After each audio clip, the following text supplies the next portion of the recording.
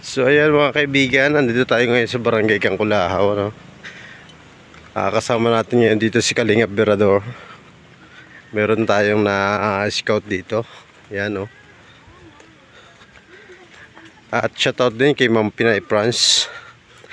Maraming salamat do sa iyong ibinigay na pambigas. Bibigyan natin dito kina ate. Si Ate Marian Rodriguez.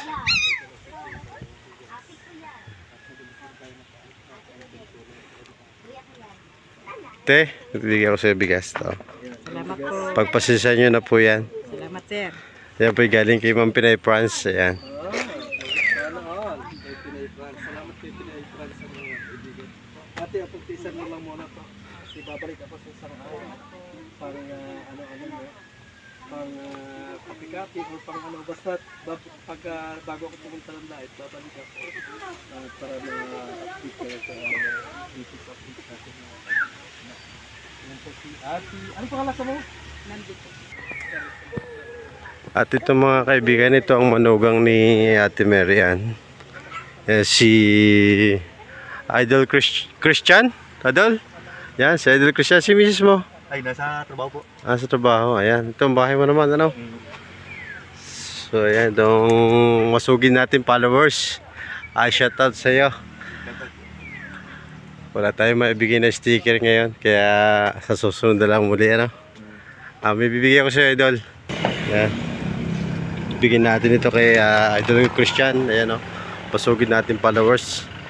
Shoutout, Idol. Galing kay Ma'am Pinay France. Shoutout po, Ma'am Pinay France. Thank you po. Yan, thank you sa walang sawang pagsuporta sa ating mga video na ina-upload. Muli po maraming salamat sa inyong lahat. At doon po sa ating mga followers diyan na wala rin sawang sumusuporta sa ating mga video upload. Thank you. Konting interview lang mga kaibigan. Ayan, bago tayo umuwi. Ito yung tinutulogan ng Nanay Marian. Dahil hindi nga sila magkakari doon sa kanilang bahay sapagkat yung po ay giba na ang mga sahig. Kung makikita nyo sa video ni Kalingap Berador, talagang wala na sahig, butas na talaga. Ayun ang bahay nila, ayun. Yun.